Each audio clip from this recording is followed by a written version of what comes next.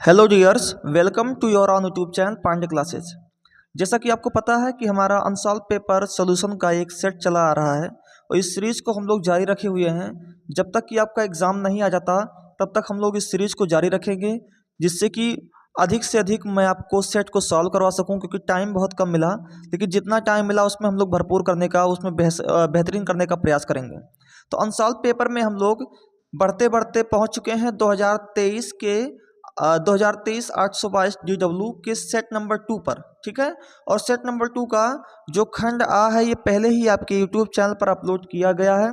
अगर आपने अभी तक वो वीडियो नहीं देखा तो जा करके प्लेलिस्ट में आप उसे देख लो। ठीक है, आज के इस वीडियो में हम लोग जो डिस्कस करने वाले हैं वो सेट नंबर 2 का ही खंड बार डिस्कस करने वाले हैं, और इस सेट के सभी क्वेश्चंस को मैं 1 बाय 1 करके आपको समझाऊंगा और एक एक क्वेश्चन को विस्तृत रूप से समझाने का प्रयास करूंगा, और आशा करूंगा कि आप सब भी उसको बहुत ही दिलचस्पी से, बहुत ही अच्छे से उसको प्रिपेयर करोगे और नोट्स अपना बना करके उसको रिवाइज करोगे, क्योंकि अब टाइम बहुत कम है। आप उसको पेपर यानी एग्ज़ाम की दृष्टिकोण से अच्छे तरीके से प्रिपेयर कीजिए, क्योंकि अब आप बिल्कुल अन्यथा में समय नहीं गंवा सकते हैं। ठीक है, तो चलिए विदाउट वेस्टिंग और टाइम स्टार्ट करते हैं वीडियो को। अब अगला क्वेश्चन लिखा हुआ है ई नंबर क्वेश्चन कि दो अंकों की एक संख्या के अंकों का योग 9 है। ठीक है, तो मान लीजिए दो अंकों की संख्या, माना संख्या कितनी है, आप मान लीजिए एक्स वाई है। संख्या आप कितनी मान लीजिए, एक्स वाई। तो अगर आप एक्स वाई मानते हो तो आप सब जानते हो ये होता है इकाई और ये होता है दहाई। तो आप इसको ऐसे ही बोल सकते हो कि एक्स दहाई यानी 10x और वाई इकाई यानी वाई। तो ये संख्या एक्स वाई हो या 10x प्लस वाई हो, दोनों बातें क्या है, सेम है। फिर क्या कह रहा है आपसे कि अंकों का योग 9 है। अंकों का योग, इसके कौन कौन से अंक हैं, एक एक्स और एक क्या है, वाई है। तो प्रथम शर्त कह रहा है, प्रथम शर्त कह रहा है, प्रथम शर्त कि इनके अंकों का योग जो है वो 9 है, यानी एक्स और वाई का जो सम है वो कितना आ रहा है, 9 आ रहा है। इसको इक्वेशन नंबर मान लीजिए फर्स्ट। ठीक है, खुद ही कह रहा है कि दो अंकों की संख्या के अंकों का योग 9 है। फिर कह रहा है इस संख्या का 9 गुना संख्या के अंकों को पलटने से बनी संख्या। देखिए, एक है आपकी मूल संख्या, एक आपकी है मूल संख्या। द्वितीय शर्त देखिएगा, द्वितीय शर्त से, द्वितीय शर्त से, द्वितीय शर्त क्या कर रहा है, एक आपका मूल संख्या होगा और एक आपकी नई संख्या होगी। ठीक है, अब कह रहा है मूल संख्या क्या है आपका 10x प्लस वाई है, और नई संख्या क्या होगी, कह रहा अंकों को पलटने पर प्राप्त संख्या, संख्या के अंकों को पलटने से बनी संख्या। तो अंकों को पलट दीजिए, यानी जहां x है वहां y कर दीजिए और जहां y है वहां x कर दीजिए, अंकों को पलट दिए हम। ठीक है, तो कह रहा अंकों को पलटने से बनी संख्या। तो कह रहा इस संख्या का 9 गुना, किस संख्या का, मूल संख्या का, मूल संख्या का 9 गुना संख्या के अंकों को पलटने से बनी संख्या का 2 गुना है ना। इस संख्या का 9 गुना, तो इस संख्या का 9 गुना कर दीजिए, संख्या के अंकों को पलटने से बनी संख्या का 2 गुना है, इसका कितना है, 2 गुना है, यानी दोनों कैसे हैं, इक्वल हैं। अब यहाँ से आपको x और y का एक समीकरण और निकाल लेना चाहिए। तो यहाँ आप क्या करेंगे, 9 का 10 में मल्टीप्लाई होगा तो 90x, और 9 का y में मल्टीप्लाई हो जाएगा 9y, 2 का 10 में होगा 20y, और 2 का x में मल्टीप्लाई हो जाएगा 2x। तो 90x और प्लस 2x इधर आएगा -2x, प्लस 9y और प्लस 20y इधर आएगा तो -20y, और ये इक्वल किसके होगा, 0 के होगा। ठीक है, तो 90 माइनस 2 88x और -11y इज इक्वल टू किसके, 0 के। क्लियर हो रहा है। तो यहाँ से मैं 11 कॉमन ले लूँ, 11 कॉमन लेंगे तो यहाँ बचेगा 8x और यहाँ बचेगा -y, और ये इक्वल किसके होगा, 0 के। ठीक है, तो यहाँ से 8x minus y equal to 0 into का 11 धरा गया तो अपॉन 11, तो 0 अपॉन 11 यानी 0 ही होगा। ये समीकरण नंबर क्या बन जाएगा 2। तो यहाँ हमको समीकरण नंबर 1 और 2 को सॉल्व कर लेना है और वहाँ से x और y की वैल्यू फाइंड कर लेनी है। तो समीकरण 1 तथा 2 को जोड़ने पर, अच्छा जोड़ क्यों रहे हैं, क्योंकि यहाँ प्लस वाई है, यहाँ माइनस वाई है, दूसरे से कैंसिल हो जाएगा और यहाँ से एक्स की वैल्यू निकल जाएगी। ठीक है, इसलिए मैंने क्या किया, इसको जोड़ा। तो हम क्या करेंगे, एक्स प्लस वाई बायां पक्ष बाएं पक्ष से जुड़ता है और दायां पक्ष दाएं पक्ष से जुड़ेगा।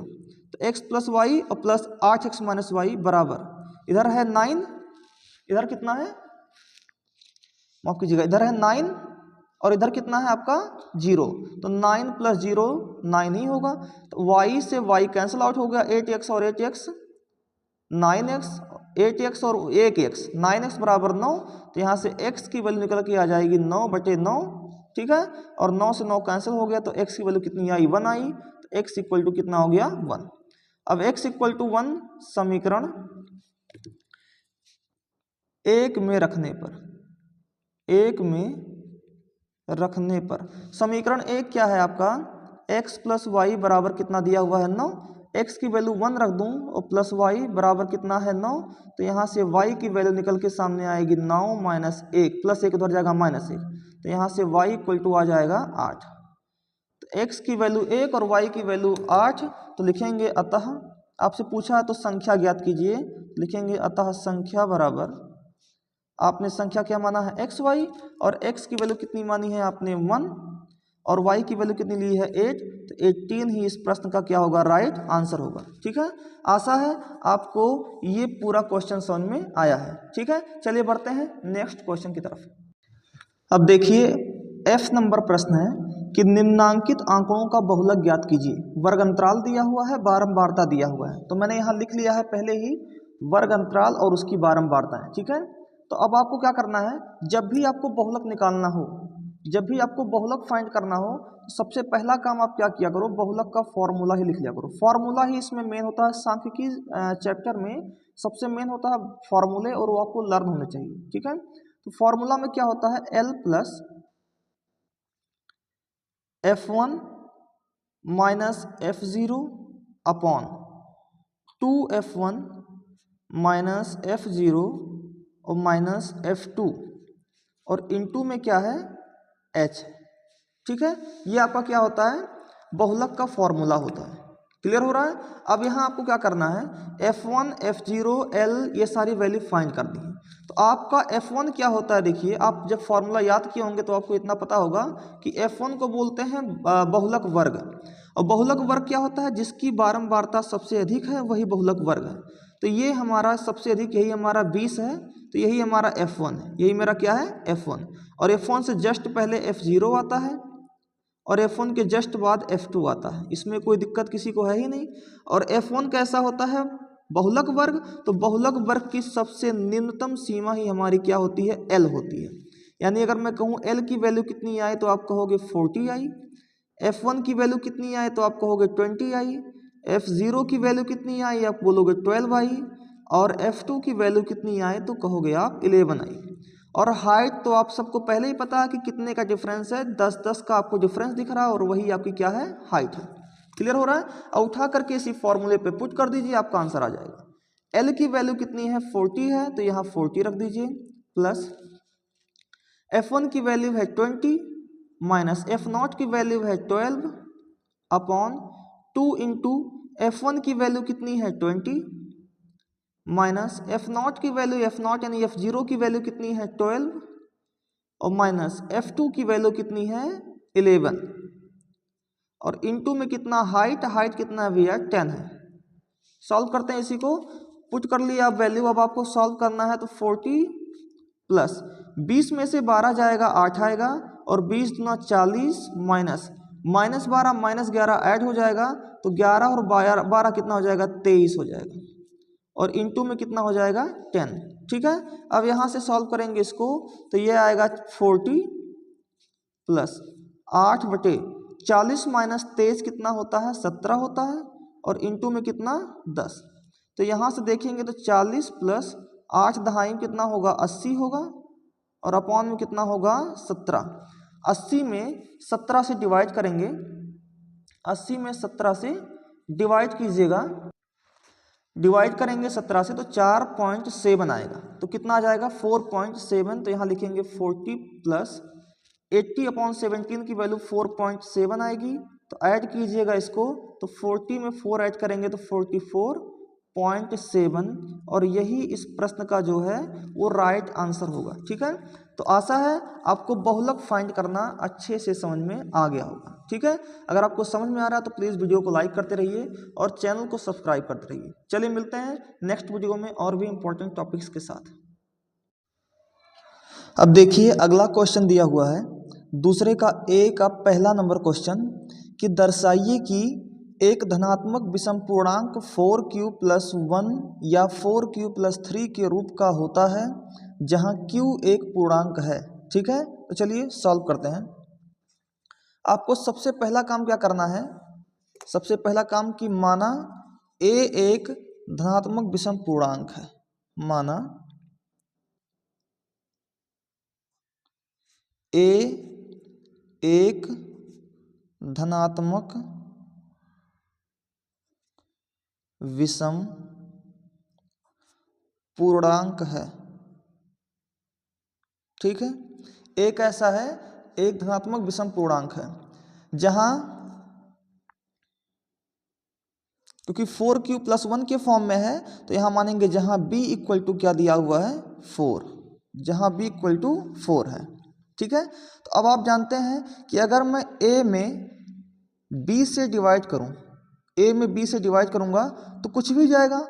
मान लीजिए q टाइम्स गया, कितने टाइम्स गया तो b का q टाइम्स गया। अब यहाँ कुछ आया होगा और रिमाइंडर क्या बचा होगा r बचा होगा। ठीक है, तो अगर मैं b को लिखना चाहूँ तो अगर मैं a को लिखना चाहूँ तो आपने पढ़ा हुआ ये होता है आपका भाज्य, ये होता है आपका भाजक, ये होता है भागफल और ये होता है शेषफल। तो आपने पढ़ा है भाज्य बराबर भाजक गुणे भागफल प्लस शेषफल। तो भाज्य यानी a बराबर भाजक गुणे भागफल यानी b × q और प्लस शेषफल यानी r। ठीक है, और यहाँ से a = b की वैल्यू कितनी ली हुई है 4, तो 4q और प्लस का r, और ये क्वेश्चन नंबर क्या मान लीजिए आप फर्स्ट मान लीजिए। क्लियर हो रहा है। अच्छा, जो आपका यूक्लिड विभाजन थ्योरम कहता है, लिख लीजिए यहाँ पर यूक्लिड विभाजन थ्योरम के अनुसार, यूक्लिड विभाजन प्रमेय के अनुसार, प्रमेय के अनुसार यूक्लिड विभाजन प्रमेय के अनुसार क्या होता है, जो r की वैल्यू होती है यानी कि जो रिमाइंडर होता है r की जो वैल्यू होती है वो या तो 0 हो सकती है और या 0 से बड़ी हो सकती है। ठीक है, और किससे छोटी होगी b से, b से हमेशा छोटी होगी। ये बात आप ऐसे भी जानते हैं, यूक्लिड विभाजन पढ़ें या ना पढ़ें आपको वैसे ही पता कि जो रिमाइंडर होता है वो हमेशा भाजक से छोटा ही होता है। ठीक है, ना ही उसके बराबर हो पाएगा ना ही उससे बड़ा हो पाएगा। क्लियर हो रहा है, तो ये बात आप जानते ही हैं। अब यहीं पर अगर मैं 0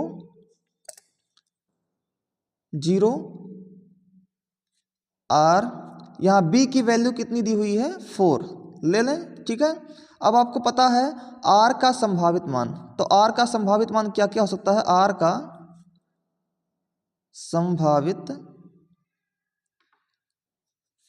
मान अगर यहाँ पर देखा जाए तो r का संभावित मान क्या क्या हो सकता है। r की वैल्यू मैं 0 भी ले सकता हूँ, r की वैल्यू मैं 1 भी ले सकता हूँ, r की वैल्यू मैं 2 भी ले सकता हूँ, r की वैल्यू मैं 3 भी ले सकता हूँ, लेकिन r की वैल्यू मैं 4 नहीं ले सकता, क्योंकि ये खुद ही कह रहा है कि r जो है वो 0 हो सकता है या 0 से बड़ा हो सकता है, लेकिन 4 से छोटा ही होगा। तो 4 से छोटा क्या होगा 3 होगा। यही r के क्या होंगे संभावित मान। ठीक है, अब यहाँ इसी r के वैल्यू को r का मान समीकरण 1 में रखने पर, 1 में रखने पर अगर मैं इसको समीकरण 1 में रखूं तो सबसे पहला r = मैं ले रहा हूं 0, आर इक्वल टू क्या ले रहा हूँ 0। और समीकरण एक क्या है, A equal to 4q plus R. A equal to 4q और प्लस आर की वैल्यू कितनी हो जाएगी 0, यानी ए की वैल्यू कितनी हो गई यहाँ पर 4q।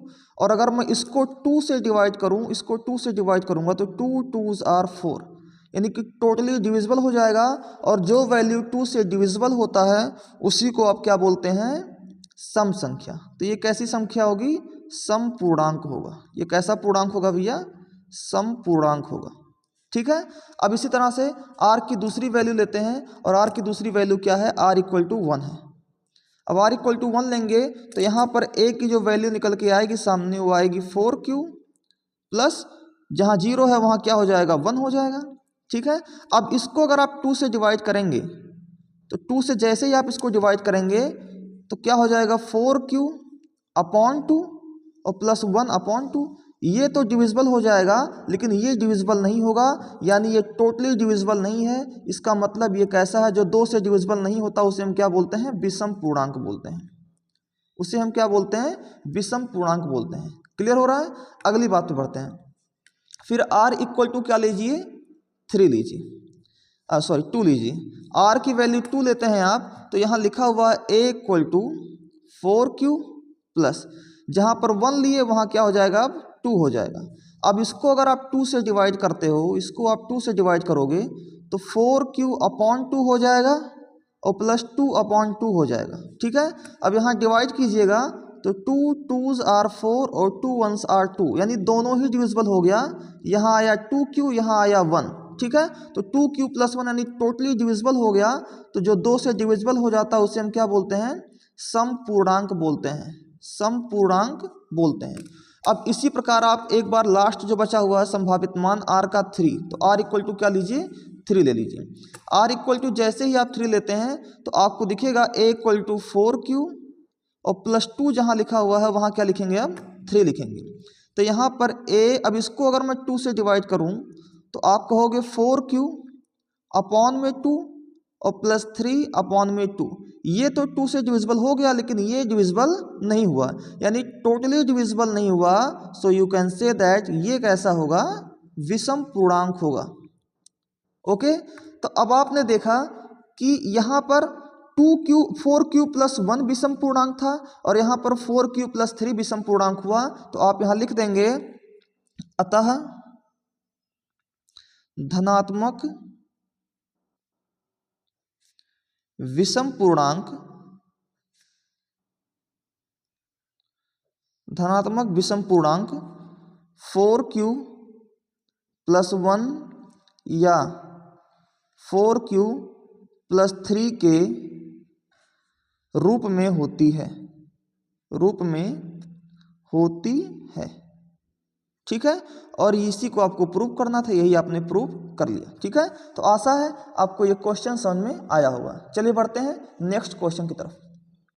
अब देखिए दूसरे का दूसरा नंबर, ए का दूसरा नंबर क्वेश्चन है कि 867 और 255 का मासा यूक्लिड विभाजन एल्गोरिदम का प्रयोग करके ज्ञात कीजिए। ठीक है। तो यहाँ मैंने क्वेश्चन को लिख लिया है 867 और 255। ठीक है। तो आपका जो यूक्लिड विभाजन प्रमेय होता है वो होता है भाज्य बराबर भाजक गुणे भागफल प्लस शेषफल। और जब आपका शेषफल 0 हो जाएगा तो जो भाजक आपके शेषफल को 0 करता होगा वही क्या होगा, आपके इस प्रश्न का आंसर होगा। ठीक है। तो यहाँ पर अगर देखा जाए तो जो सबसे छोटा वाला होता है वो होता है भाजक। तो छोटा कौन है, दोनों में छोटा है 255, तो ये है आपका भाजक। और जो बड़ा वाला होता है वो होता है भाज्य।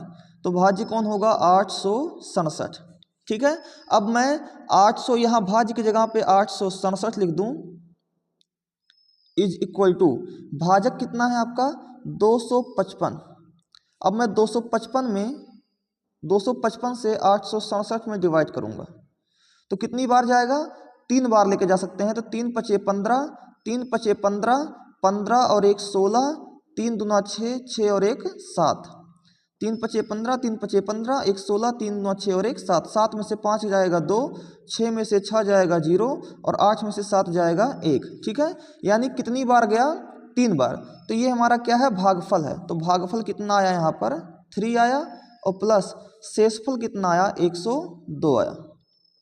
ठीक हो रहा है। अब फिर जो शेषफल बचेगा उसी शेषफल में, यानी कि अब 102 में किसको, 102 को अब क्या मान लीजिए आप, सॉरी 102 को नहीं, 255 को, माफ कीजिएगा यहाँ गड़बड़ हो गया, 255 को अब क्या मान लीजिए, अब आप भाज्य मान लीजिए। 255 को क्या मानिए अब, भाज्य। इसी को जस्ट क्या मानिए आप, भाज्य। तो भाज्य में अब 255 में, और भाजक अब कौन बन जाएगा, भाजक अब बनेगा 102। जो शेषफल है वही क्या बन जाएगा, भाजक गुणे। अब 102 से कितनी बार डिवाइड जाएगा देख लेते हैं, 2 बार जाएगा तो हो जाएगा 204। तो 5 में से 4 जाएगा 1, 5 में से 0 गया 5, और ये कैंसिल हो गया। तो कितना बचा, भागफल कितना आया 2 आया, और रिमाइंडर कितना आया 51 आया। जब तक मेरा रिमाइंडर 0 नहीं आएगा मैं ये प्रोसेस अपनाता रहूँगा। ठीक है। अब फिर मेरा यही काम 102 क्या आया, 102 को हम क्या मानेंगे, भाज्य मानेंगे। ठीक है। हमारा हमेशा भाजक, देखिए यहाँ पर जो भाजक था उसको हमने क्या मान लिया, भाज्य मान लिया। यहाँ पर जो भाजक है उसको क्या मान लेंगे, भाज्य मान लेंगे। तो अब आपको डिवाइड किससे करना है, ये शेषफल को भाजक और भाजक को भाज्य, ये मेरा काम है। शेषफल को भाजक और शेषफल को भाजक और भाजक को भाज्य। तो यहाँ भाजक क्या होगा, 51 होगा। अब 51 में किससे गुणा कर दें कि 102 हो जाए, तो आप बोलोगे 2 से गुणा कर दीजिए। 51 दूना 102 हो गया, तो रिमाइंडर अब क्या बचा आपका, 0 बचा। और जैसे ही आपका रिमाइंडर 0 आता है, आप जान जाइए कि जो रिमाइंडर, जो भाजक आपके रिमाइंडर को 0 ला रहा है वही आपका क्या होगा, HCF होगा, यानी मासा होगा। तो अब आपका मासा कितना निकल के आ गया, यहाँ से 51 आ गया। और यही इस प्रश्न का क्या होगा, राइट आंसर। तो आशा है कि यूक्लिड विभाजन प्रमेय का यूज करके आपको मासा निकालना अच्छे से समझ में आया होगा। चलिए बढ़ते हैं नेक्स्ट क्वेश्चन की तरफ। अब देखिए अगला क्वेश्चन लिखा हुआ है, क्वेश्चन नंबर बी। एक सीधा राजमार्ग एक मीनार के पाद तक जाता है। ठीक है, एक मीनार है यहाँ पर, मान लीजिए इस मीनार की जो हाइट है वो कितनी है, h है। तो कह रहा एक सीधा राजमार्ग इस मीनार के पाद तक जाता है। ये कोई राजमार्ग, मान लो ये राजमार्ग है, ये आपका एक मार्ग है, और ये मार्ग मीनार के कहाँ तक जाता है, पाद तक जाता है। ठीक है। फिर आगे कह रहा है आपसे, मीनार के शिखर पर खड़ा एक आदमी, कोई आदमी इसी मीनार के शिखर पर बैठा हुआ है या खड़ा है, जो भी समझिए। ठीक है। एक कार को, यहां से एक कार जा रही है, मान लीजिए पॉइंट ए पर है, पॉइंट ए पर एक कार खड़ी है। एक कार को जो मीनार के पाद की ओर एक समान चाल से आ रही है, एक कार को 30 डिग्री के अवनमन कोण पर देखता है। कितने डिग्री के अवनमन कोण पर देखता है, 30 डिग्री के। तो अवनमन कोण के लिए आपका आधार एक ऊपर होना चाहिए। ठीक है। और अगर आप अवनमन कोण देख रहे हो तो यहाँ से उसका जो अवनमन कोण बन रहा है, यहाँ से उसका जो अवनमन कोण बन रहा है वो कितना डिग्री बन रहा है, 30 डिग्री बन रहा है। तो अगर ये 30 डिग्री बना तो जस्ट ये भी कितना डिग्री बनेगा आपका, 30 डिग्री बनेगा, एकांतर अंतःकोण से, एकांतर अंतःकोण से। ठीक है। फिर आगे क्वेश्चन कह रहा है कि जो कि मीनार के पाद की ओर एक समान चाल से चली आ रही है। अब यहाँ कार था, तो यहाँ से अब जब कार यहाँ था तो यहाँ से देख रहे थे तो 30 डिग्री का कोण बन रहा था। अब ये कार आगे जाएगी और कितना, 6 सेकंड बाद कार का अवनमन कोण 6 डिग्री हो गया। अब यही कार 6 सेकंड चली, तो यहाँ से वो कितना दूरी चली होगी, कुछ भी चली होगी, मान लीजिए 6 सेकंड चली है। कितने सेकंड चली है वो, 6 सेकंड। और 6 सेकंड चल करके वो पॉइंट बी पर पहुंची। अब जब पॉइंट बी पर वो पहुंची है तो कह रहा है पॉइंट बी पर पहुंची तो उसका अवनमन कोण कितना डिग्री हो गया, 60 डिग्री हो गया। यानी अब जो अवनमन कोण है वो कितना डिग्री हो जा रहा है, 60 डिग्री हो रहा है। यानी यहाँ से यहाँ तक का अब एंगल कितना हो रहा है, 60 डिग्री हो रहा है। तो अगर ये एंगल 60 डिग्री हो गया तो एकांतर अंतःकोण से ये एंगल भी कितना डिग्री हो जाएगा, 60 डिग्री हो रहा है। तो आपसे पूछ रहा है इस बिंदु से मीनार के पाद तक पहुंचने में कार द्वारा लिया गया समय ज्ञात कीजिए। अब यहाँ पर बिंदु बी पर पहुंच गया है, अब यहाँ से ये इस पाद तक पहुंचने में कितना समय लेगा, यही आपसे पूछ रहा है। तो ये समय मान लीजिए आप x, कितना मान लीजिए, x सेकंड का समय ले रहा है। ठीक है। अब इसी की आपको वैल्यू निकालनी है। देखिए इस फिगर में इस चैप्टर में फिगर ही सबसे मेन होता है। एक बार आपको tan 30 ले लेना है, एक बार आपको tan 60 ले लेना है। इस बार मैं क्या ले रहा हूँ, tan 30 डिग्री ले रहा हूँ। तो सबसे पहला काम tan 30 degree is equal to tan 30 लेंगे तो इसके लिए लंब कितना है h अपॉन आधार कितना है, ये पूरा ही आधार है 30 के लिए, यहाँ से लेकर के यहाँ तक आधार है तो 6 और ये x यानी कि 6 प्लस एक्स 6 प्लस एक्स। ठीक है। अब यहाँ से tan 30 की जो वैल्यू ली जाए तो वो कितनी आएगी 1 अपॉन रूट 3 आएगी और ये कुल किसके होगा h अपॉन 6 प्लस एक्स के। ठीक है। और यहाँ से अगर मैं h की वैल्यू को फाइंड करना चाहूँ तो h इक्वल टू क्या होगा 6 प्लस एक्स का मल्टीप्लाई 1 में होगा तो 6 plus x once are 6 plus x और अपॉन में कितना लिखा हुआ है रूट 3। इसको इक्वेशन नंबर फर्स्ट मान लीजिए। ठीक है। अब इसी प्रकार एक बार आपने tan 30 डिग्री लिया तो इसी प्रकार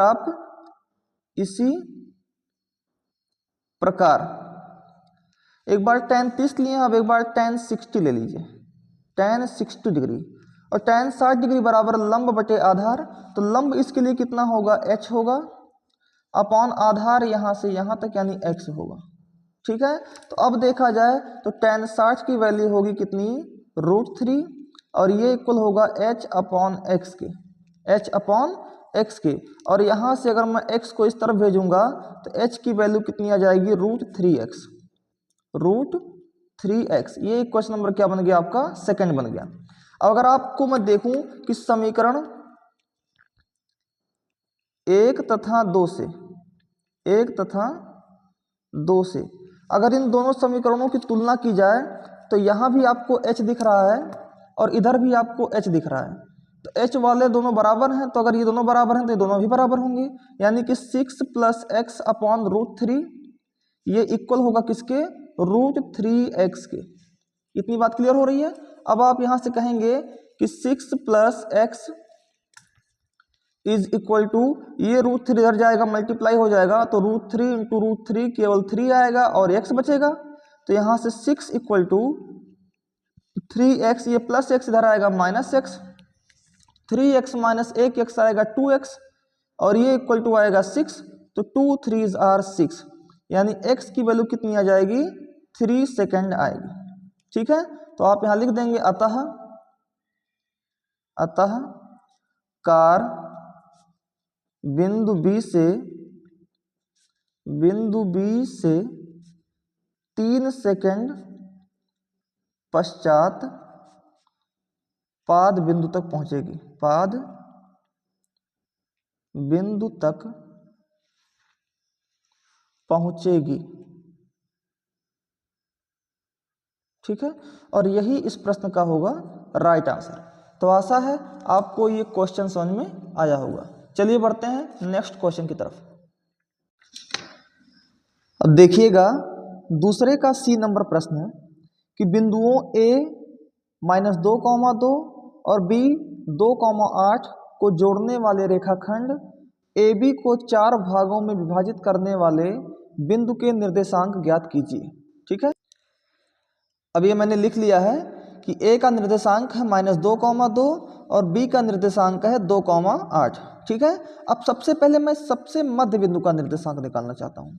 तो अगर मैं मध्य बिंदु का निर्देशांक निकालूंगा तो यहाँ से यहाँ तक आपका M1 होगा, है ना, क्योंकि 4 बराबर भागों में बांटा गया है। ये भाग, ये भाग, ये भाग और ये भाग, चारों भाग बराबर हैं। तो चारों भाग बराबर हैं तो अगर मैं 2 भाग इस तरफ ले लूँ और 2 भाग इस तरफ ले लूँ तो इन दोनों का जो रेशियो होगा यानी M1 जो होगा वो भी 1 होगा और जो M2 होगा यहाँ से लेकर के यहाँ तक वो भी कितना होगा, M2 भी कितना होगा 1 होगा।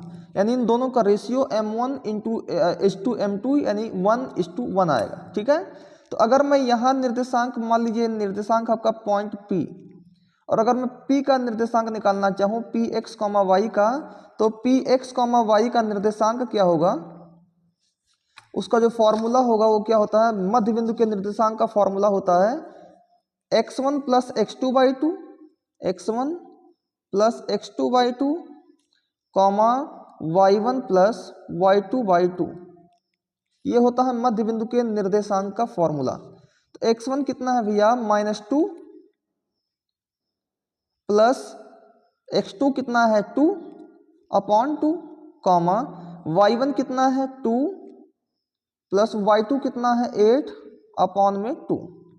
ठीक है, तो यहाँ -2 + 2 0 हो जाएगा, तो -2 + 2 0 हो जाएगा, और 0 में 2 से डिवाइड कीजिएगा तब भी कितना आएगा 0 ही आएगा, कॉमा 2 + 8 कितना होता है 10, और 10/2 कीजिएगा तो कितना आएगा 5, यानी px, 5 y कितना आएगा 0,5, यानी ये निर्देशांक कितना आ जाएगा 0,5 आ जाएगा। क्लियर हो रहा है। अब आप इस पॉइंट का निर्देशांक निकाल दीजिए और आप इस पॉइंट का निर्देशांक निकाल दीजिए। तो अब इसको आप मान लीजिए ये पॉइंट है आपका Q और ये पॉइंट है आपका R। तो मैं पॉइंट Q का निर्देशांक निकालने जा रहा हूँ, पॉइंट Q का, QX, Y का। ठीक है, ये QX, Y मान लेता हूँ इसको, X, Y, और यहाँ भी R, X, Y। ठीक है, तो अगर मैं इसका निर्देशांक निकालना चाहूँगा तो इसके लिए भी यहाँ M1 कितना आएगा 1 ही होगा, और M2 कितना होगा, यहाँ भी कितना होगा 1 होगा, क्योंकि दोनों ही चारों पार्ट क्या है इक्वल है, तो ये पार्ट और ये पार्ट इक्वल होगा, तो इनका रेशियो भी क्या होगा 1:1 होगा। तो अब अगर मुझे मध्य बिंदु का निर्देशांक फाइंड करना है तो सबसे इजी काम यही है कि x1 + x2/2 यानी -2 + 0, -2 + 0/2 कॉमा y1 + y2/2 यानी कि 2 + 5/2। ठीक है, तो यहाँ से -2 + 0 कितना होगा 1, -2 होगा, और -2 को 2 से डिवाइड कीजिएगा तो कितना आएगा -1 आएगा, और 2 + 5 7 होगा, और 7 क्या हो जाएगा यहाँ पर 2, तो -1, 7/2 ये किसका निर्देशांक आ जाएगा, इस पॉइंट Q का निर्देशांक आ जाएगा। पॉइंट Q का निर्देशांक आ जाएगा -1, 7/2। क्लियर हो रहा है। अब इसी तरह आपको कौन सा निर्देशांक निकालना है, आपको R फाइंड करना है। तो अगर मुझे R फाइंड करना होगा तो इसके लिए भी यहाँ से यहाँ तक ये क्या होगा M1 होगा, और M1 की वैल्यू यहाँ 1 होगी, और यहाँ से M2 की वैल्यू क्या हो जाएगी 2 हो जाएगी, यानी इक्वल रेशियो में होगा। अगर मध्य बिंदु का निर्देशांक निकालना है तो वही फार्मूला, इस बार कौन सा पॉइंट है आपका, पॉइंट नंबर R है, तो R का निर्देशांक फाइंड करना है, लिखेंगे R, X, Y is equal to वही फॉर्मूला x1 + x2/2 कॉमा यहाँ y1 + y2/2। ठीक है, यही होता है फॉर्मूला। तो यहाँ क्या करना है, x1 यहाँ पर कितना देखने को मिल रहा है 0, और x2 कितना दिख रहा है 2, तो 0 + 2 होगा, तो यहाँ लिखेंगे 0 + 2/2 कॉमा y1 कितना दिख रहा है आपको, y1 यहाँ दिख रहा है 5, और y2 कितना दिख रहा है 8, यानी 5 + 8, 5 + 8/2। ठीक है, तो यहाँ से 0 + 2/2 यानी कि 2/2 हो जाएगा 1, कॉमा 8, 5, 13/2 कितना हो जाएगा 13/2, 1, 13/2 ये आपका किसका निर्देशांक आ गया, R का निर्देशांक आ गया। ठीक है, तो आपको निकालना था कि इसको 4 भागों में विभाजित करने वाले, चार भागों में बराबर विभाजित करने वाले बिंदु का निर्देशांक क्या होगा, तो ये एक निर्देशांक आपका 0,5 होगा, दूसरा निर्देशांक आपका -1, 7/2 होगा, और तीसरा निर्देशांक आपका 1,13/2 होगा, और यही इस प्रश्न का राइट आंसर होगा। ठीक है, तो आशा है आपको ये क्वेश्चन समझ में आया होगा। चलिए बढ़ते हैं नेक्स्ट क्वेश्चन की तरफ। देखिए क्वेश्चन लिखा हुआ दूसरे का डी कि एक भिन्न का अंश उसके हर से 3 कम है। ठीक है, तो आप एक अंश मान लीजिए और एक क्या मान लीजिए, आप हर मान लीजिए।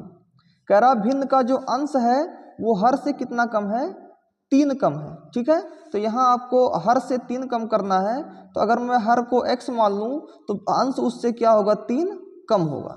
ठीक है, अब आगे क्वेश्चन कह रहा, तो अगर इसका भिन्न कहें कि भिन्न क्या होगा, तो आप कहोगे भिन्न जो होगा वो अंश अपान हर होता है, तो अंश कितना है x - 3 और अपान हर कितना है x है। ठीक है, फिर प्रश्न को आगे पढ़ते हैं। अभी मैंने इतना ही पढ़ा कि एक भिन्न का अंश उसके हर से 3 कम है, तो अगर भिन्न का अंश आपने अगर हर आपने x माना है तो अंश इससे 3 कम हो जाएगा, तो भिन्न क्या होगा, अंश अपॉन हर यानी x माइनस 3 अपॉन x। ठीक है, फिर आगे प्रश्न पढ़ते हैं, कह रहा है यदि अंश और हर दोनों में 2 जोड़ा जाता है। ठीक है, तो लिख देंगे 2 जोड़ने पर, अंश में और हर में दोनों में 2 जोड़ने पर, तो 2 जोड़िएगा तो यहाँ क्या हो जाएगा, x माइनस 3 और प्लस का 2, और यहाँ पर x में भी प्लस 2। ठीक है, तो यहाँ हो जाएगा x माइनस 1 और यहाँ x प्लस 2 पहले ही अवेलेबल है, तो क्या हो जाएगा, जो फ्रैक्शन हो जाएगा नई भिन्न जो होगी ये मूल भिन्न हो गई, और ये नई भिन्न निकल के सामने क्या आएगी, अंश अपॉन हर होता है, तो अंश कितना है आपका x माइनस 1 अपॉन हर कितना है x प्लस 2। क्लियर हो रहा है, तो कह रहा है कि नई भिन्न और मूल भिन्न का सम, यहाँ देखिए लिखा है कि नई भिन्न तथा मूल भिन्न का योग 29/20 हो जाता है, तो मूल भिन्न ज्ञात कीजिए। ठीक है, तो चलिए नई भिन्न कितना है, योग कितना हो जाता है, योग हो जाता है 29/20। ठीक है, तो अब बताइए नई भिन्न कितनी है आपकी, मूल भिन्न कितनी है, x minus 3 upon x plus नई भिन्न कितनी है, x माइनस 1 अपॉन में x प्लस 2, और ये कुल किसके है, 29/20 की। बस इसी को सॉल्व कर लेना है, क्रॉस मल्टीप्लाई कीजिएगा तो x का मल्टीप्लाई x में कीजिएगा x स्क्वायर, माइनस 3 का मल्टीप्लाई x में कीजिएगा माइनस 3x, फिर x का मल्टीप्लाई 2 में कीजिएगा प्लस 2x, माइनस 3 का मल्टीप्लाई 2 में कीजिएगा तो माइनस 6, प्लस x का मल्टीप्लाई x में कीजिएगा x स्क्वायर, x का मल्टीप्लाई माइनस 1 में कीजिएगा माइनस x, अपॉन में x का मल्टीप्लाई x में कीजिएगा x स्क्वायर, और 2 का मल्टीप्लाई x में कीजिएगा तो 2x इज इक्वल टू 29/20। ठीक है, तो एक x स्क्वायर और एक x स्क्वायर कितना हो जाएगा, 2x स्क्वायर हो जाएगा, माइनस 3 माइनस 1 माइनस 4x, और माइनस 4x में प्लस 2x जोड़िएगा तो माइनस 2x आएगा, और माइनस में 6, और अपॉन कितना है x square plus 2x। Clear हो रहा है, और ये इक्वल किसके है, 29/20 के। अब वही काम क्रॉस मल्टीप्लाई कर दीजिए, 20 का मल्टीप्लाई 2 में करिएगा 40x स्क्वायर आएगा, 20 का मल्टीप्लाई माइनस 2 में करिएगा माइनस 40x आएगा, 20 का मल्टीप्लाई माइनस 6 में कीजिएगा तो माइनस 120 आएगा, 29 का मल्टीप्लाई x में कीजिएगा तो 29x स्क्वायर आएगा, 29 का मल्टीप्लाई 2 में कीजिएगा तो 29 × 58x आएगा। क्लियर हो रहा है, अब इसी को सॉल्व करते हैं, 40x स्क्वायर ये प्लस 29x स्क्वायर इधर आएगा तो माइनस 29x स्क्वायर होगा, माइनस 40x ये प्लस 58x इक्वल किधर आएगा तो माइनस 58x होगा, और ये माइनस 120 यही बचेगा, इक्वल में क्या आ जाएगा, 0। तो यहाँ से 40x स्क्वायर में से 29x स्क्वायर घटाइएगा तो 11x स्क्वायर आएगा, माइनस 40x और माइनस 58x कितना हो जाएगा, 98x हो जाएगा, और माइनस में 120, और ये कुल कितना है, 0 के। ठीक है, अब आप लोग इसको सॉल्व करना सीखे हैं कि गुणा करने पर कितना होना चाहिए, 120 गुणा करने पर कितना आना चाहिए, 120 × 11 करिएगा तो आएगा 1320, और यहाँ सिंबल है घटाने पर, तो घटाने पर कितना आना चाहिए, 98x। ठीक है, यानी आपको इस बीच वाले नंबर को ऐसा ब्रेक करना है कि जब आप मल्टीप्लाई करें तो 1320x स्क्वायर आए, और जब आप घटाएं तो कितना आ जाए, 98x आ जाए। ठीक है, तो आपको इसको तोड़ना होगा, देखते हैं, मैं देख लेता हूं, मैं आपको बता दे रहा हूं, 11x स्क्वायर माइनस, आपको इसको तोड़ना है 110x माइनस 12x, 110x में से 12x घटाएंगे तो आएगा 98x, और 110x में 12x से मल्टीप्लाई करेंगे तो आएगा 1320x स्क्वायर, और यहाँ माइनस 120 बचा है, ये इक्वल किसके होगा, 0 के। अब वही कहानी दोबारा ब्रेक कीजिए, 11x स्क्वायर माइनस 110x हो जाएगा, minus minus plus 12x minus 120 is equal to 0।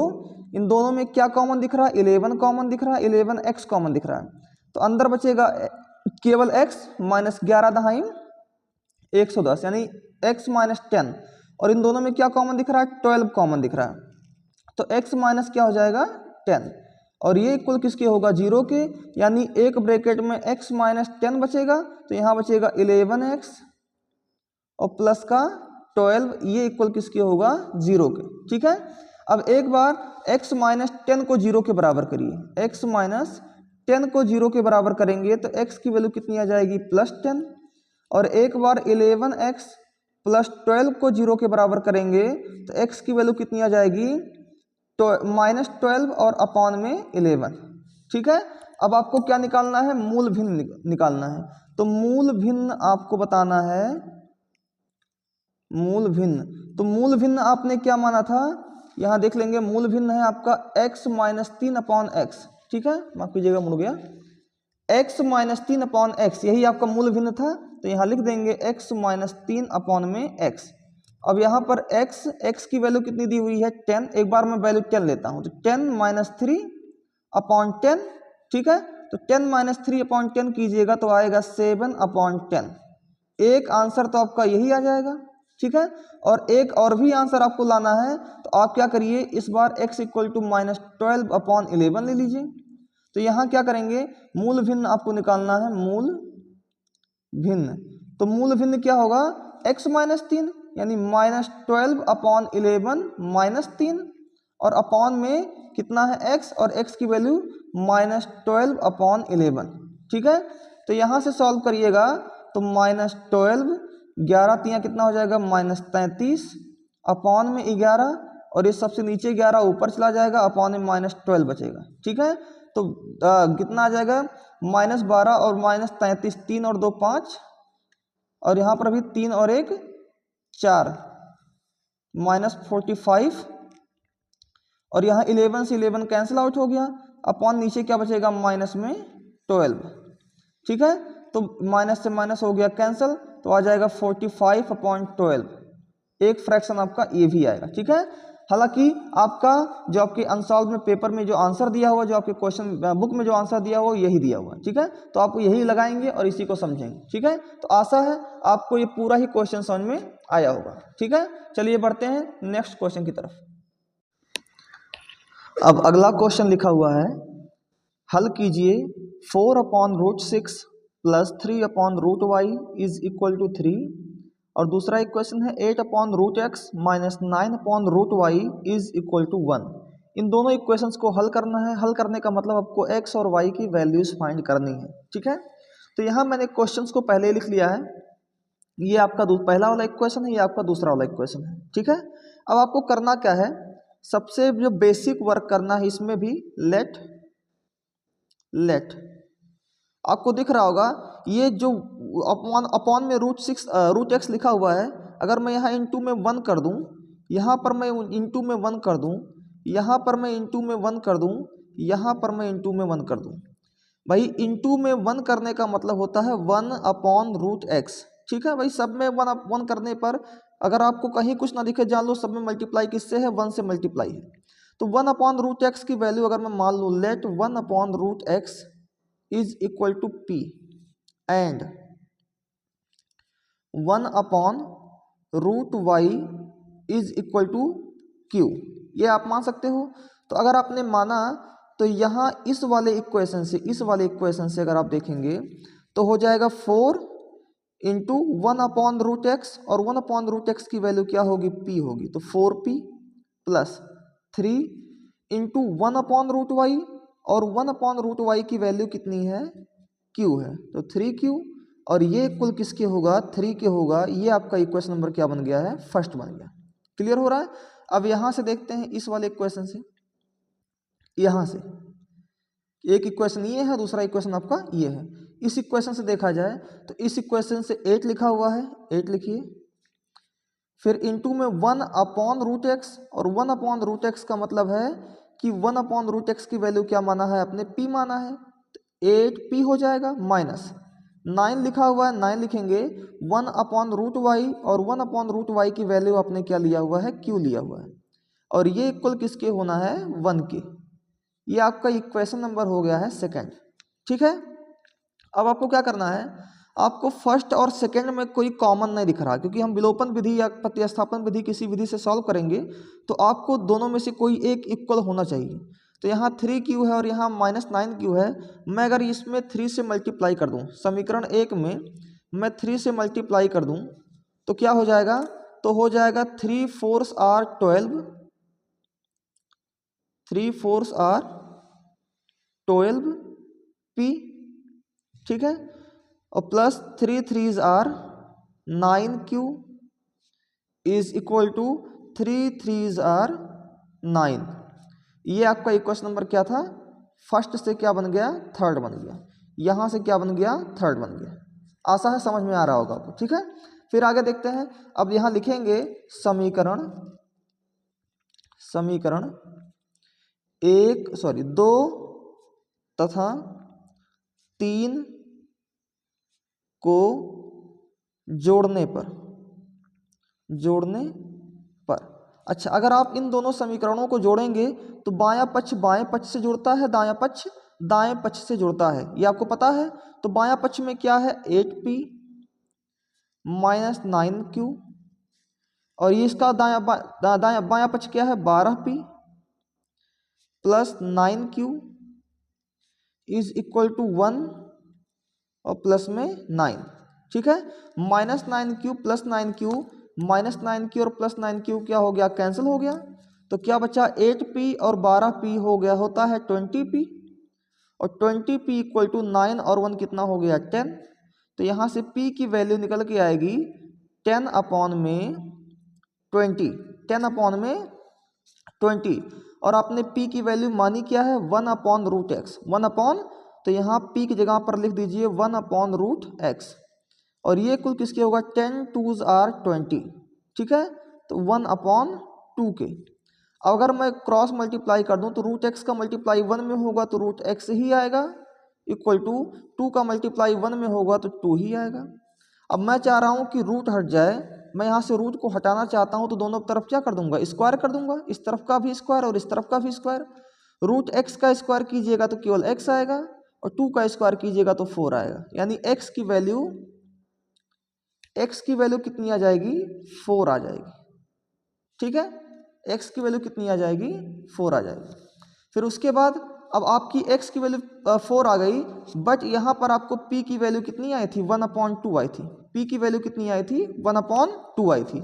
अब p की वैल्यू लिखिएगा, p इक्वल टू 1/2 समीकरण किसी में भी रख दीजिए, मैं समीकरण 1 में रख दे रहा हूँ या 3 में रख दे रहा हूँ, 3 में क्या, 1 में ही, एक आपका आसान पड़ जाएगा।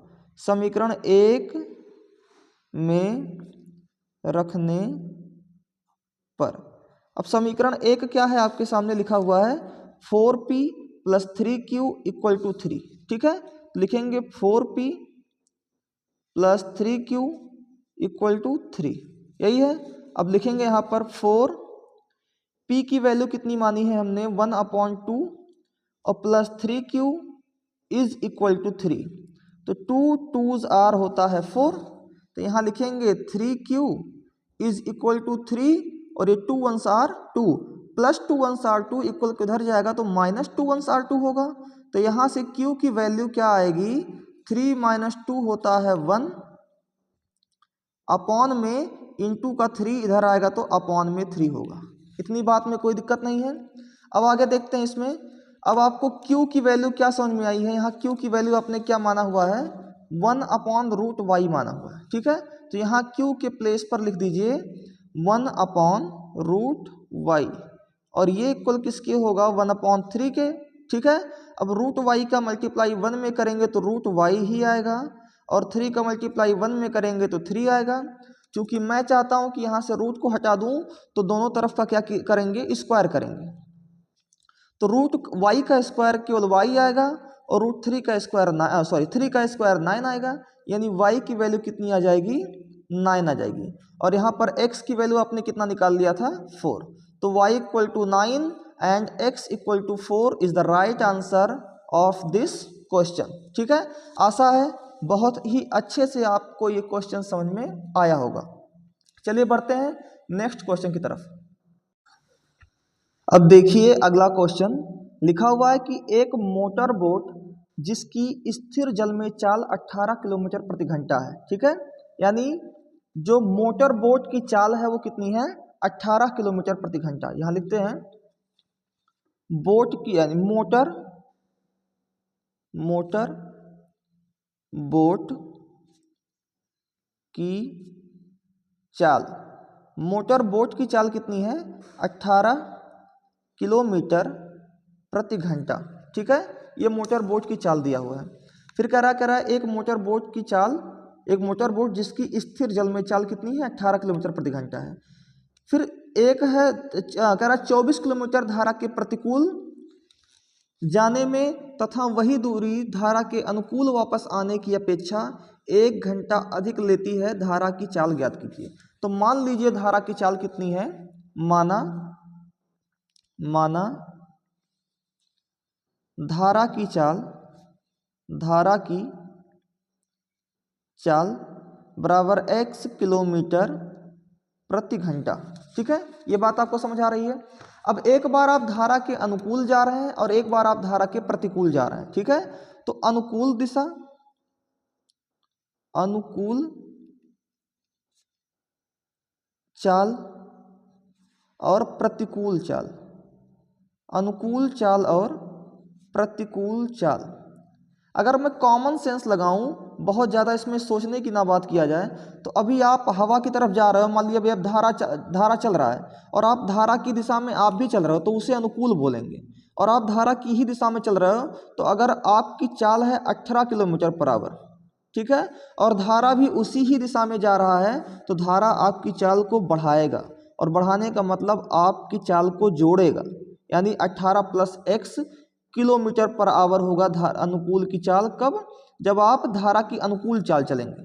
ठीक है, अब आप धारा की प्रतिकूल आ रहे हैं तो आपकी चाल है 18 किलोमीटर पर आवर और धारा आपका विरोध कर रहा है, धारा आपका विरोध कर रहा है। तो जो आपका विरोध कर रहा है इसका मतलब वो आपको घटा रहा है, और आपको घटा रहा है मतलब वो आपको -x कर रहा है। क्लियर हो रहा है? तो प्रतिकूल में क्या होगा? -x, 18 - x kilometre per hour, ये आपकी चाल होगी। क्लियर हो रहा है? अब अगर मुझे दूरी निकालना है, क्या निकालना है? फिर आपसे क्या कह रहा है, एक बार पढ़ लेते हैं क्वेश्चन को। क्वेश्चन क्या कहता है? कहता है कि जिसकी स्थिर जल में 24 किलोमीटर की दूरी कितनी दी हुई है? 24 किलोमीटर। यहां भी ये तो चाल हो गया, ये क्या हो गया? चाल हो गया। ठीक है, अब मुझे अगर दूरी निकालनी है तो यहां भी दूरी कितनी है? 18 किलोमीटर, और इधर भी दूरी कितनी है? माफ कीजिएगा, 18 नहीं है, 24 किलोमीटर। इधर भी दूरी कितना दिया हुआ है? 24 किलोमीटर, और इधर भी दूरी कितना दिया हुआ है? 24 किलोमीटर। क्लियर हो रहा है? तो 24 किलोमीटर यहाँ भी, 24 किलोमीटर यहाँ भी, दोनों दूरियां हैं। अब बताइए, अगर मुझे समय निकालना होता, मुझे अगर समय निकालना हो तो समय बराबर क्या होता है? दूरी बटे चाल। दूरी बटे, तो यहाँ दूरी कितना है? 24, और बटे चाल कितना है? 18 + x, और यहाँ दूरी कितना है? 24, और चाल कितना है? 18 - x। क्लियर हो रहा है? समझ में आ रहा है? अब फिर क्वेश्चन क्या कह रहा है? क्वेश्चन कह रहा है कि वापस आने में 1 घंटा अधिक लेती है, 1 घंटा अधिक समय लेती है। अच्छा, जिसका डिनोमिनेटर बड़ा होता है, अगर आप वैसे कॉमन सेंस लगाओ तो जिसका डिनोमिनेटर बड़ा होता है, ये बड़ा है या ये बड़ा है, तो आप कहोगे डिनोमिनेटर सर इसका बड़ा है, क्योंकि यहाँ -x हुआ है और यहाँ +x हुआ है, यानी कि ये वाला डिनोमिनेटर बड़ा है। तो अगर ये डिनोमिनेटर बड़ा है तो यानी कि ये जो डिनोमिनेटर बड़ा है, तो अगर डिनोमिनेटर बड़ा है और फ्रैक्शन सेम है, न्यूमरेटर सेम है, अगर न्यूमरेटर सेम और डिनोमिनेटर बड़ा होता है तो जिसका डिनोमिनेटर बड़ा होगा वो फ्रैक्शन क्या होगा? छोटा होगा। क्या होगा? छोटा होगा। यानी ये वाला आपका छोटा है, ये वाला क्या आपका? छोटा है। तो ये जाहिर सी बात है बड़ा हो गया। और कह रहा कि 1 घंटा अधिक समय ले रही है, तो कौन? अब ये छोटा है तो अधिक ही तो ले रहा है 1 घंटा। अब ये 1 घंटा अधिक ले रहा है, अगर मैं इसमें भी 1 घंटा ऐड कर दूं, ये 1 घंटा अधिक समय ले रहा है, अगर मैं इसको भी 1 घंटा दे दूं तो दोनों क्या हो जाएंगे? इक्वल हो जाएंगे। इतनी बात क्लियर हो गई?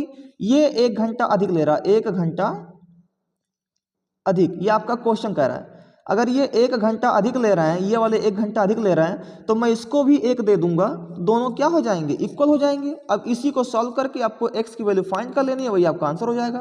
तो आप कहेंगे 24/18 + x, ये +24/18 - x को इक्वल किधर लाएंगे? तो -24/18 - x होगा, और ये +1 इक्वल के उधर जाएगा तो होगा -1। क्लियर हो रहा है। अब वही 24 यहाँ भी 24 यहाँ भी 24 को कॉमन ले लिया जाए तो बचेगा 1/18 प्लस एक्स और यहाँ बचेगा -1/18 minus x is equal to -1। अब यहाँ से 18 माइनस एक्स का मल्टीप्लाई 1 में कीजिएगा तो 18 माइनस एक्स होगा और -1 का मल्टीप्लाई 18 में करेंगे तो -18 और -1 का मल्टीप्लाई प्लस एक्स में करेंगे तो -x अपॉन में एक ब्रैकेट में a प्लस बी और एक ब्रैकेट में a माइनस बी, एक ब्रैकेट में a प्लस बी और एक ब्रैकेट में a माइनस बी यानी a square minus b square. तो a स्क्वायर यानी कि 18 का स्क्वायर माइनस बी स्क्वायर यानी कि x square is equal to -1 और ये इंटू का 24 इक्वल किधर आएगा तो अपॉन 24 होगा। क्लियर हो रहा है। अब आगे देखते हैं। फिर +18 -18 ये दोनों क्या हो जाएंगे, कैंसिल आउट हो जाएंगे। तो ऊपर बचेगा -2x अपॉन में 18 का स्क्वायर होता है 324, ठीक है, और यहाँ x का स्क्वायर -x का स्क्वायर इज इक्वल टू -1/24। फिर क्रॉस मल्टीप्लाई कीजिएगा तो क्रॉस मल्टीप्लाई करेंगे तो 320 -1 का मल्टीप्लाई -x स्क्वायर में होगा तो माइनस इंटू माइनस प्लस तो प्लस एक्स स्क्वायर हो जाएगा।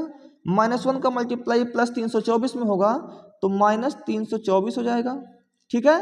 और यहाँ इक्वल टू -2x का मल्टीप्लाई 24 में होगा तो -48x होगा। क्लियर हो रहा है। अब यहाँ से एक्स स्क्वायर ये -48x इक्वल किधर आएगा तो +48x होगा और माइनस में क्या बचेगा 324 और ये इक्वल किसके होगा 0 के। और यहाँ हमने द्विघात समीकरण बना लिया। अब इसी द्विघात समीकरण को सॉल्व कर लेंगे, आपका आंसर आ जाएगा। अब अगर आपको ना समझ में आए कि किसको, जैसे क्या है इसमें फ्रैक्शन में कि आप इन दोनों को मल्टीप्लाई करें, वही कहानी कि गुणा करने पर कितना आना चाहिए 324x स्क्वायर आना चाहिए और यहाँ सिंबल है घटाने का तो घटाने पर कितना आना चाहिए 48x। आपको इस 48 को कुछ इस कदर तोड़ना है तो मैं क्या करूँगा एक्स स्क्वायर प्लस, मुझे पता है कि अगर मैं 54x में से 6x घटा दूंगा, 54x में से 6x घटा दूंगा तो आएगा 48x और 54 में 6 से मल्टीप्लाई करूंगा तो आएगा 324x स्क्वायर और यहाँ माइनस में 324 लिख देंगे। ये इक्वल किसके होगा 0 के, ठीक है। अब यहाँ से जो कॉमन दिख रहा है पहले लिख देंगे एक्स स्क्वायर, ब्रैकेट तोड़ेंगे हो जाएगा 54x माइनस 6x माइनस 324 और ये इक्वल किसके होगा 0 के। अब यहाँ से जो कॉमन दिखेगा मैं कॉमन ले लूँगा तो x दोनों में कॉमन दिख रहा है तो यहाँ बचेगा x प्लस 54 और यहाँ दोनों में क्या कॉमन दिख रहा है -6 कॉमन दिख रहा है तो x और ये प्लस क्या हो जाएगा 54 और ये इक्वल किसके होगा 0 के। एक बार x प्लस 54 को एक ब्रैकेट में ले लेंगे, दूसरे बार x माइनस 6 को ब्रैकेट में ले लेंगे और इक्वल किसके होगा 0 के, ठीक है। अब एक बार x प्लस 54 को 0 के बराबर करेंगे, x बराबर क्या हो जाएगा -54, ठीक है। तो चाल कभी भी माइनस हो ही नहीं सकती। आपकी मैं कह दूं कि आप कितने स्पीड से चल रहे हो तो क्या आप कहोगे कि मैं -80 की स्पीड से चल रहा हूं, नहीं, यानी स्पीड कभी भी माइनस नहीं हो सकती, यानी आपकी x की ये वैल्यू आप नहीं लोगे। तो अब अगली बार क्या करोगे, अब आपको x माइनस 6 भी दिखा है, x माइनस 6 इक्वल टू कितना है 0 है, तो यहाँ से x की वैल्यू क्या आ जाएगी 6 और ये प्लस में आ रहा है और प्लस तो चाल होता ही है तो आप यहाँ लिख देंगे अतः धारा की चाल x बराबर 6 किलोमीटर पर आवर और यही इस प्रश्न का राइट आंसर होगा, ठीक है। तो आशा है ये प्यारा सा क्वेश्चन आपको समझ में आया होगा। भले ही मैंने टाइम लिया समझाने में, बट ये भी आशा है कि इससे बेहतर आपको कहीं समझाया नहीं गया होगा अभी तक, ठीक है। ये आपको बिल्कुल क्लासरूम वाली फीलिंग आएगी जब आप इससे पढ़ेंगे। तो चलिए, आशा है आपको समझ में आया होगा। अगर समझ में आया है तो वीडियो को लाइक करते रहिए और चैनल को सब्सक्राइब करते रहिए। चलिए बढ़ते हैं नेक्स्ट क्वेश्चन की तरफ। अब अगला क्वेश्चन लिखा हुआ है कि निम्नलिखित बारंबारता बंटन का माध्य ज्ञात कीजिए। वर्गंतराल है 20 से 60, 60 से 100, 100 से 150, 150 से 200, 250, 250 से 350, 350 से 450। बारंबारता 7, 5, 16, 12, 2 और 3 दिया हुआ है, ठीक है। आपको माध्य निकालना है तो मैंने हूबहू इस क्वेश्चन को यहाँ कॉपी कर लिया हुआ है। अब हम लोग इसी को सॉल्व करना शुरू करते हैं। सबसे पहला वर्गंतराल दिया हुआ है, बारंबारता दिया हुआ है। आपको सबसे पहला काम जो करना चाहिए, अगर आपको समांतर माध्य निकालना है यानी माध्य निकालना है, तो माध्य का सबसे पहले आप फार्मूला लिख लो। और माध्य का फार्मूला क्या होता है, I = 1 to n fi into xi upon I = 1 to n sigma fi। Clear हो रहा है, समझ आ रहा है बात। अब यहाँ से सबसे बड़ी चीज़ कि हमको fi भी निकालना है, xi भी निकालना है और fi into xi निकालना है। तो देखिए xi क्या होता है, दोनों का सम बटे 2। तो 20 और 60 80, 80 बटे 2 कीजिएगा तो कितना आएगा, 40 आएगा। ठीक है, ऐसे ही 60 और 100 कीजिएगा तो 160 आएगा, और 160 बटे 2 होता है 80। 100 और 150 250 होगा, 250 बटे 2 कीजिएगा तो 125 आएगा। ठीक है, ऐसे 150 प्लस 250 तो हो जाएगा 400, और 400 बटे 2 कीजिएगा तो 200 हो जाएगा। फिर ऐसे यहाँ देखिए 350 और 250 600 हो जाएगा, 600 बटे 2 कीजिएगा तो 300 हो जाएगा। 450 और 350 800, 800 बटे 2 कीजिएगा तो कितना हो जाएगा, 400। ठीक है, ये आपका हो जाना है। अब आपको क्या करना है, सिग्मा fi इंटू xi चाहिए। तो 40 का मल्टीप्लाई 7 में कीजिएगा तो कितना हो जाएगा, 7 चौक 28 यानी 280 हो जाएगा। 5 अट्ठे 40, 400 हो जाएगा। 16 पंचे 80 के शून्य हासिल आया 8, 16 दूना 32, 8 40 के शून्य हासिल आया 4, 16 एकम 16 और 4 20, 2000 हो जाएगा। 12 दूना 24 और 2 जीरो बढ़ जाएगा, 2 तियाँ 6, 2 जीरो बढ़ जाएगा, 3 चौके 12, 2 जीरो बढ़ जाएगा। ठीक है, सबको ऐड करना है और यहाँ भी सबको ऐड करना है। तो सबसे पहला काम 0 0 0 0 0 यहाँ 0 उतार देंगे, यहाँ भी 8 0 0 0 0 8 उतार देंगे। ठीक है, फिर उसके बाद 2 4 6, 6 4 10, 10 6 16, 16 2 18, 18 के 8 हासिल आया कितना, 1। ठीक है, उसके बाद 2 2 4 और 1 5, और 1 कैरी कितना हो जाएगा, 6। तो 6 8 8 0, 6 8 8 0। समझ में आया ना, यही आपका, ये आपका क्या आया, सिग्मा fi इंटू xi है। ठीक है, अब सिग्मा fi देखना है। 7 5 12, 12 और 16 कितना होता है, 28, 28 2 30, 30 और 10 40, 40 और 5 45। तो सिग्मा fi कितना आया, 45 आया। ठीक है, अब सिग्मा fi xi की वैल्यू है 6 8 8 0 अपॉन दिया हुआ है, अपॉन सिग्मा fi की वैल्यू कितनी है, 45। ठीक है, कितना है, 45 है। अब 5 से डिवाइड करेंगे, 5 9 45, 5 एकम 5, 1 6 18 हो गया, 5 3 15, 3 18 38 हो गया, 5 7 35, 3 38 और 5 6 30। ठीक है, तो कितना आया, 1376 बटे में 9। ठीक है, फिर इसको अब 9 से डिवाइड करेंगे, तो 9 से यहाँ डिवाइड कर दीजिए 1376 में। तो 9 से जैसे ही डिवाइड करेंगे आप, 9 एकम 9, 4 आया, 47 हो गया, 9 पचे 45, 2 47, 26 हो गया, 9 दूना 18, 18 8 26, 10 लग गया, 0 बढ़ गया, 9 9 81 ज़्यादा हो जाता है तो 9 8 72, फिर वही 8 आएगा, यानी कितना आ गया, 152.888, ये बार बार आएगा। तो यहाँ लिख देंगे 152.888 लिखिए, या 8 और इसके बाद 9 लिख दीजिए, और यही आपके इस प्रश्न का राइट आंसर होगा। ठीक है, तो आशा है आपको समांतर माध्य निकालना इस वीडियो में अच्छे से समझ में आया हो। ठीक है, चलिए बढ़ते हैं नेक्स्ट क्वेश्चन की तरफ।